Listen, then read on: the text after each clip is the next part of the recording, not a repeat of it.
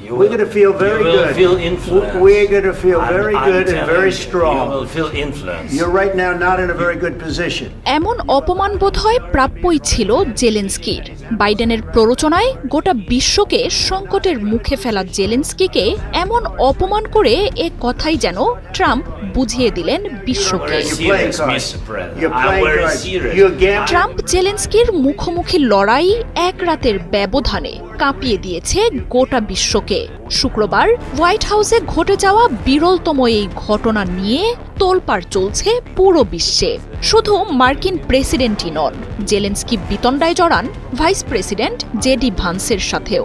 Oval অফিসে বাকবিতণ্ডার পর জেলেনস্কিকে মার্কিন প্রেসিডেন্টের বাসভবন থেকে বের হয়ে যাওয়ার কথা বলা হয় বলেও তথ্য উঠে আসছে। নজিরবিহীন এমন ঘটনায় ট্রাম্প জানান, তৃতীয় বিশ্বযুদ্ধ নিয়ে জুয়া খেলছেন জেলেনস্কি। তবে এই নিয়ে ক্যামেরায় ওয়াও, স্টাইল দেখাও, Xenon X21 পারলে ঠেকাও। বাইডেনের প্ররোচনায় যুদ্ধে জড়ানো ইউক্রেনের প্রেসিডেন্ট যুক্তরাষ্ট্রের সাবেক প্রশাসনকে টেনে আনার চেষ্টা করলেও তাতে কান দেননি ট্রাম্প।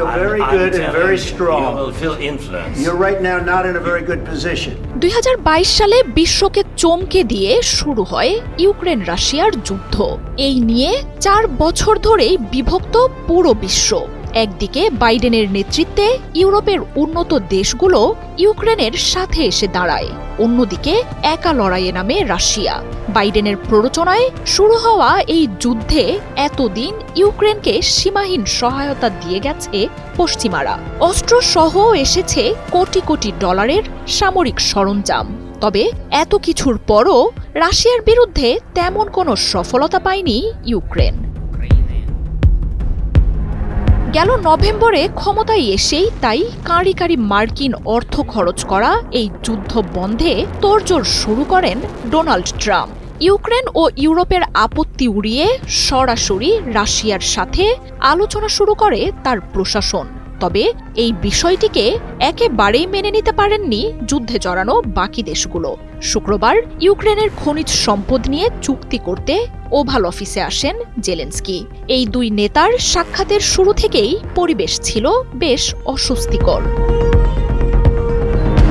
তবে আলোচনা শুরুর কিছুক্ষণ পরই হোয়াইট হাউসে ঘটে সেই নজিরবিহীন ঘটনা।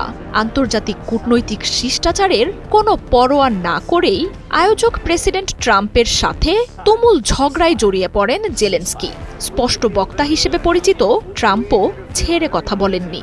চাঁচা ছোলা ভাষায় জেলেনস্কিকে জানিয়ে দেন, এই যুদ্ধে ইউক্রেনের জয় পাওয়া কোনোভাবেই সম্ভব নয়।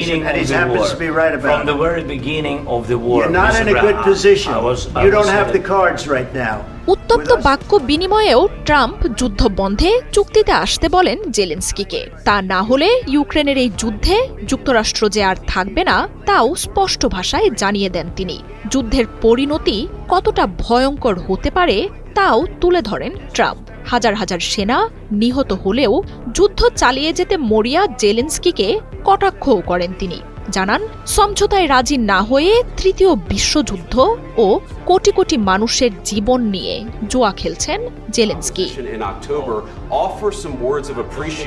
তবে যুক্তরাষ্ট্রের এত সতর্কতার পরও রাশিয়ার সাথে সমঝোতায় যাওয়ার কথা একেবারেই নাকচ করে দেন তিনি। যুদ্ধবন্ধে কূটনীতির প্রয়োজন ছিল বলে মার্কিন মন্তব্যকেও বাতিল করে দেন ইউক্রেনের প্রেসিডেন্ট। অস্ত্রবিরতি নিয়ে ট্রাম্পকে বাইডেনের পরামর্শ নেয়ারও কথা বলেন জেলেনস্কি। তবে মিডিয়ার সামনেই বাইডেনকে তুলোধুনো করেন ট্রাম্প। এরপরও বারবার বাইডেনকে টেনে আনার চেষ্টা করলেও সেসবে কানই দেননি মার্কিন প্রেসিডেন্ট।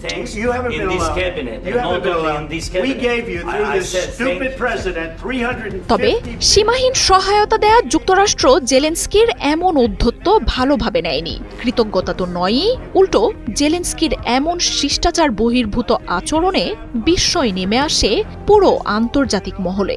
বিশ্বের সামনে ওভাল অফিস যুক্তরাষ্ট্র ও মার্কিন প্রশাসনের প্রতি জেলেনস্কির এমন অসম্মানজনক আচরণে ক্ষুব্ধ প্রতিক্রিয়া জানাতে শুরু করেছে ট্রাম্পের প্রশাসন।